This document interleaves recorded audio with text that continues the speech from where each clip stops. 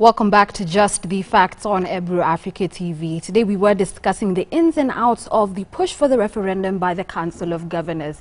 We're basically getting insights from the very capable BARRACK MULUKA, who was telling us why this is a fundamental, push and why the country needs it so much. We've discussed devolution, its full reach, its failure to reach, and the various challenges that its implementation has faced. Now, before we went to the break, we took the journey of the enactment and the formation of various statutes in Kenya and the inconsistencies in involving various affected and related parties. Welcome back. Now, as we went to the break, you were telling us that some laws that are made that tend to affect the entire mechanism of devolution tend to leave out a few stakeholders. And one of them was county development, the act that dealt with the County Development Board. Recently, there was a move by the court that sort of put in an injunction of the, sitting of the County Development Board until this whole issue is sorted out. How did you guys feel about that? I'm sure it was a great victory. Well, we took that to the judiciary. We are seeking intervention.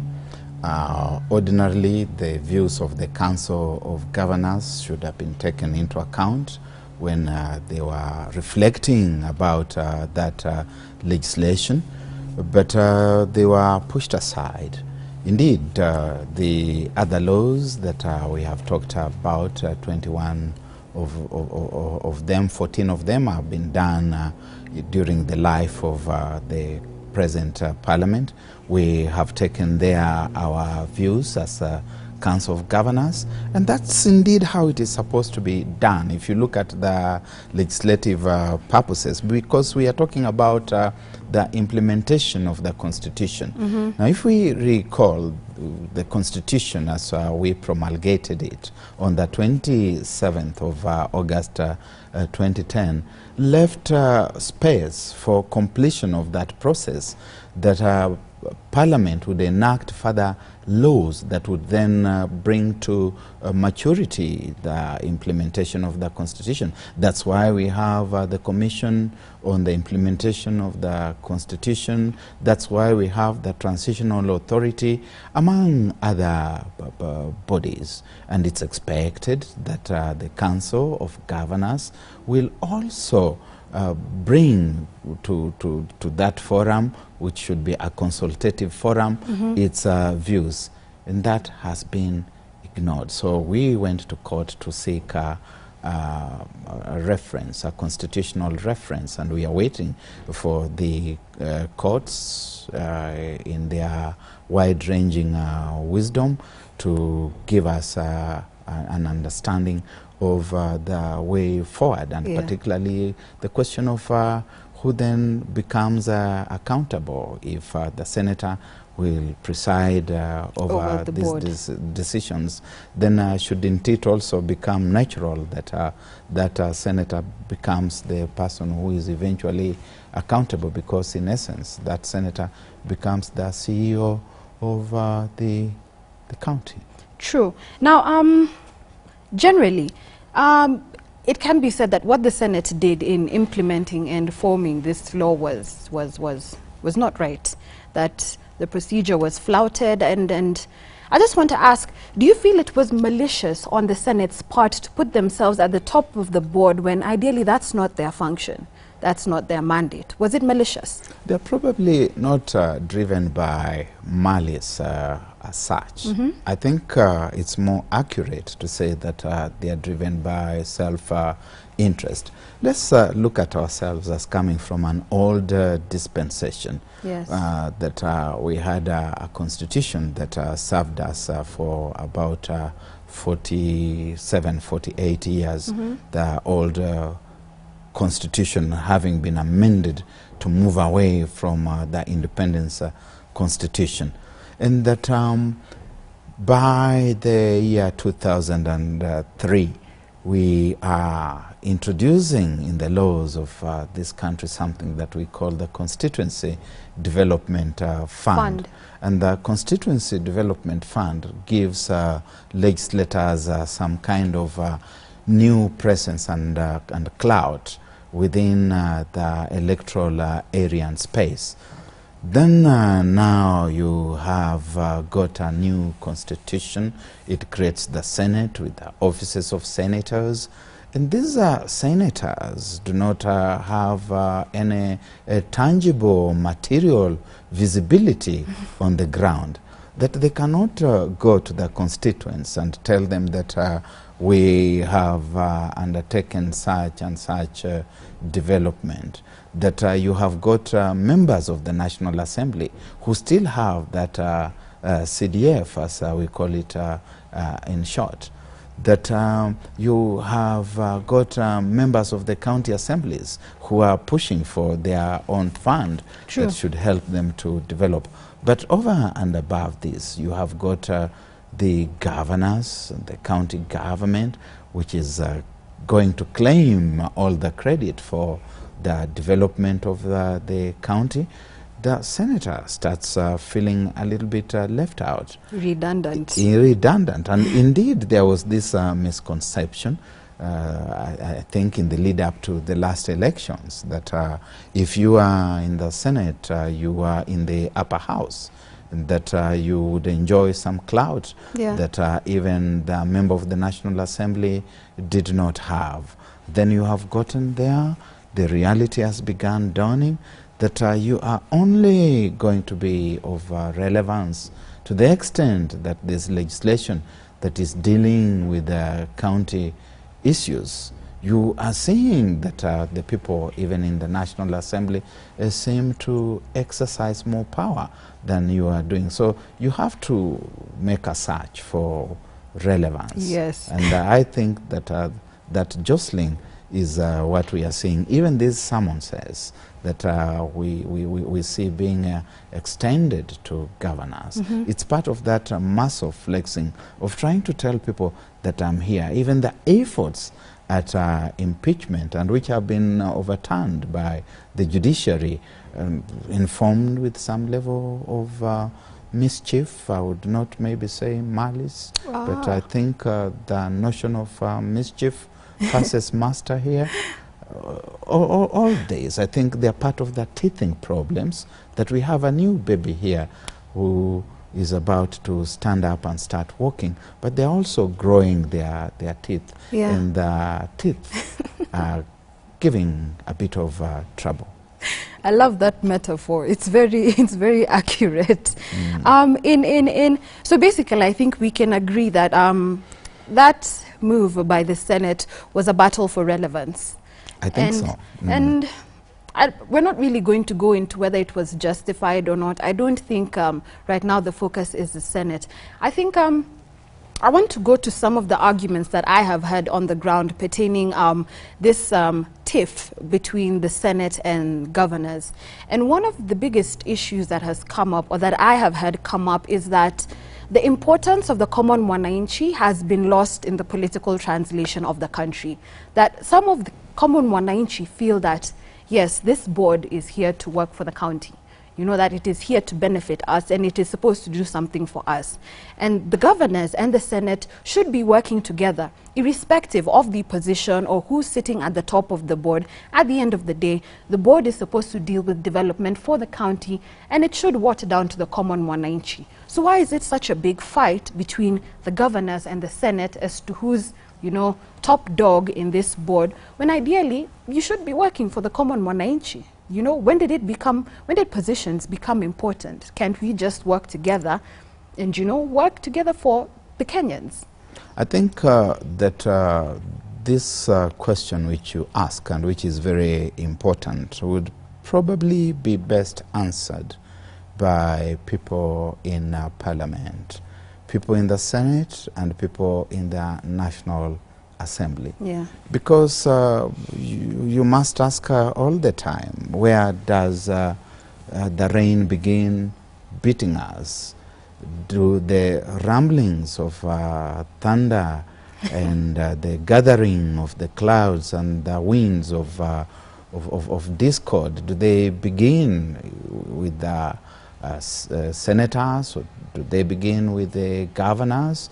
And the answer is that they always tend to begin with the Senate. We know very well that Article 96 of the Constitution of Kenya 2010 is very clear. It says that the Senate exists to protect county government and their interests. Yes. But all the time you listen to senators, and it's not every senator, I think it befits clarifying that. It's a handful of senators who are gifted with words and who each all the time to be saying something that they have forgotten that mandate. If you listen to somebody like Senator Bill Okero of Mandera, yes, he speaks for the national government. He doesn't speak for devolved government. And if he's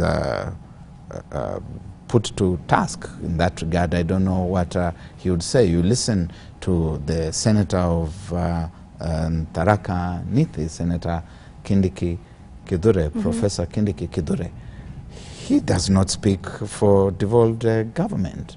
You listen to Senator Murkomen, Kipchumba, Onesmus Kipchumba Murkomen.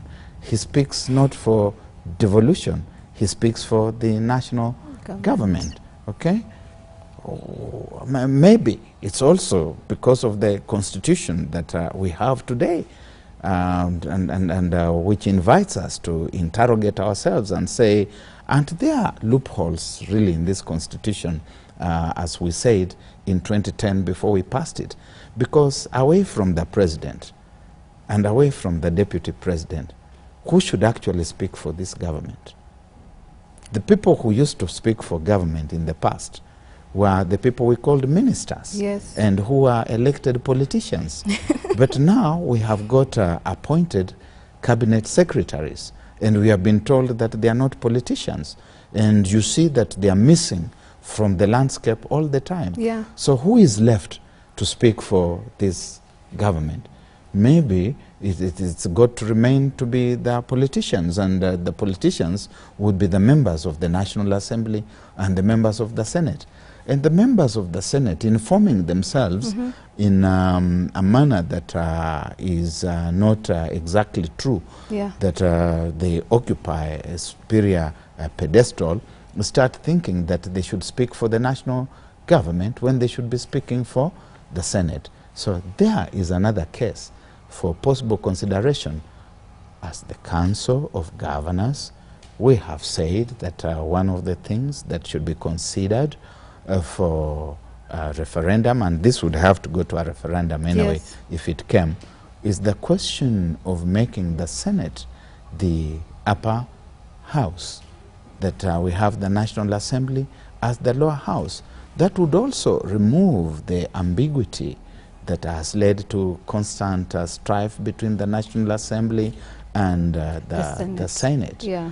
That you have seen in the past, we had the revenue division bill, that the National Assembly, Attorney General and the President varied and had the thing assented to without referring back to the Senate, and yet it touches on county government. Exactly. The matter was taken before the Supreme Court for guidance, and the court ruled that what they had done was unconstitutional. Yeah. But we had already traveled.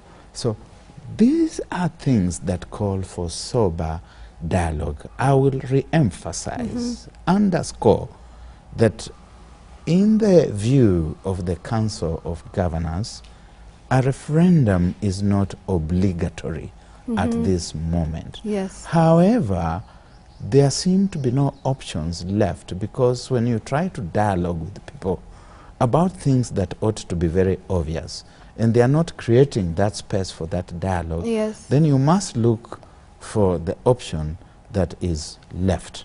true. And that option that is left is to entrench these concerns that the governors are raising Yeah. in the Constitution, and that can only be done by invoking Article 257 Yeah. of the Constitution and going to a popular initiative driven constitutional amendment. I really like what you have just said, because it's touched on something that has been a very hot topic right now in Kenya, the government politics, that with all the forms of administration we have in the country, from the executive down to the Senate, down to the National Assembly, even down to the governors, I think it is beyond apparent right now that the only function or party that has not played government politics is the governors. You know, we have seen the Senate run and play national government politics. Members of Parliament are doing it every single day in Parliament. And I think that's really a thumbs up for the governors, because to some degree, we see that there actually is a function in the country right now that is concerned with the common mwananchi, you know, that is concerned with the needs and the facilities that the people at the grassroots actually need. You also talked about the indiscrepancies between the relationship between the National Assembly and Senate, and who is the upper house, and the ability of one house to enact laws or to legislate over laws that would, you know, affect the other house. And one of the initiatives I read yesterday of the Okoa Kenya, you know, movement, and I know you people remain autonomous from them, is that they would like for the National Assembly and the Senate to be accountable to each other. That whatever is debated in the National Assembly, if passed or whatever, should move to the Senate. And what is debated at the Senate should also move to the National Assembly, so that both houses are able to keep, you know, some sort of checks and balances and accountability. And I think, hopefully, I think the aim is to create a more streamlined legislative process. How do you people feel about that? Is that one of the initiatives that you would support? Is that in line with some of the notions that you are pushing for in this referendum? Our position is that the Senate should become a referral kind of entity, that it endorses what has been done. And that's what happens in other democracies. Where you have got two houses. You go to the House of Representatives in the United States of America. You have the Senate, and bills are passed in the Parliament, and they move on to the Senate for endorsement. That is the kind of thing that we are looking for. And then you start seeing very clearly that we have got our own strand of this constitutional debate, and the Okoa Kenya movement have got their own stand. Whether the various issues being raised can be sieved and maybe find themselves traveling as initially tributaries and converging at some point is a little difficult to tell just now. We are aware that the members of the County Assembly met here in Nairobi at least last week, and then a smaller team that they had selected met again on Monday this week, and they have told Kenyans that we also have issues that we want to take to a plebiscite. Yeah. So very soon we shall be talking not about a duality of effort in that regard, but maybe a triad of effort.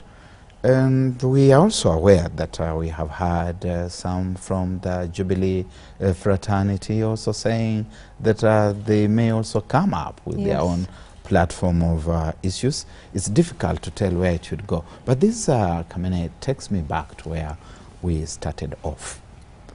We are making a lot of noise that we need not be making. This noise of whether there should be a referendum or whether there should be no referendum. And you've got all manner of voices joining in the fray. Within that context, the issues are lost. If you start asking people what are the issues, they might remember one or two issues. They will not remember the rest of the concerns. Debate ought instead to be focusing on the fundamental issues. And if we were able to do that, if there was good will on the part of the national government and on the part of those, by and large, opposed to the referendum. They would say, look, you have got these 12 issues. We can address these 8 issues or these 9 issues. These 3 issues which need a referendum, can we put them on hold until a later time? And people can understand. We, as Council of Governors, started pushing for a referendum last year.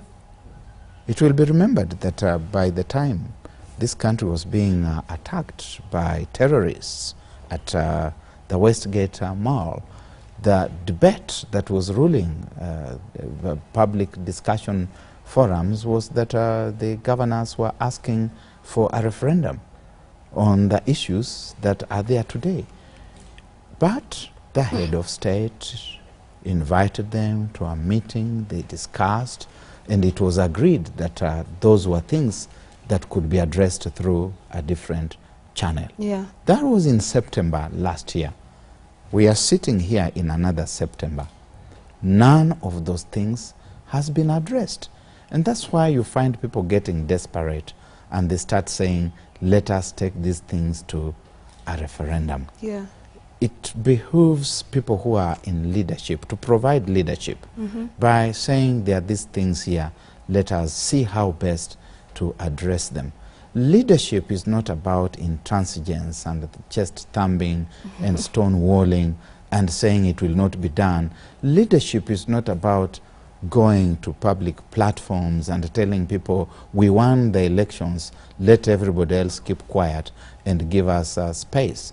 No, when you have won the elections, you become everybody's leader. You become the leader of those who voted for you and those who did not vote for you. Yeah. You do not start silencing some voices and telling them that you shall not be heard because we won the election. I think that is part of the problem. And then you don't also do it by engaging in diversionary tactics and arguments. For example, we have had the diversionary argument that it's going to cost us 8 billion shillings to do a referendum. Yeah. Is it not surprising that the same people who are saying that 8 billion is too much for a referendum have now suddenly identified a kitty with 12 billion which they want to use to induce members of the county assemblies to shoot down the referendum bill when it gets there? Why should it be easy for you to find 12 billion to shoot down the referendum bill while you cannot find 8 billion, 4 billion less to conduct the referendum? It speaks to a dishonest leadership that is trying to hoodwink people. And the whole essence is to make devolution look bad, to make devolution stink, and in the fullness of time come back to the people and tell them that, look, this devolution thing was bad. It has not worked.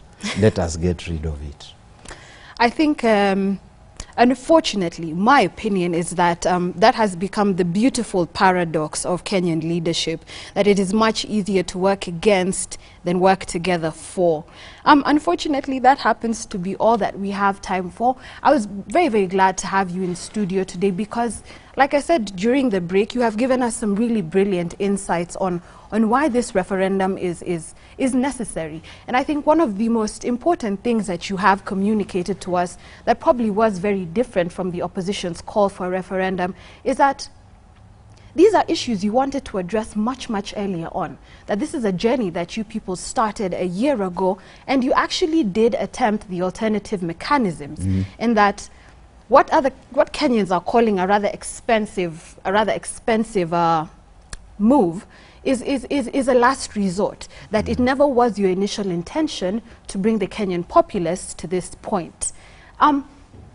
It's absolutely great that we had a very able, brilliant mind here with us in the studio to clarify very many questions that have been raised pertaining to the referendum. And above anything else, we have seen that this is not a position the Council of Governors had primarily intended to put the country in, that they actually went through various different avenues and attempted the alternative measures to deal with the issues that they want to address. That at the end of the day, one of the most fundamental premises is that the very brilliant notion of devolution needs to be administered, facilitated, and carried out straight down to the ground roots very, very well. At the end of the day, I always say just the facts is a brilliant way to inform our viewers that sometimes it really isn't what it seems. Just the facts, as I have always said, is a place where the brilliant minds meet. And today we saw the perfect personification of that. Many thanks for staying tuned. As always, it's an absolute pleasure to have you here with us. Up until next time, do have yourself one lovely, blessed time.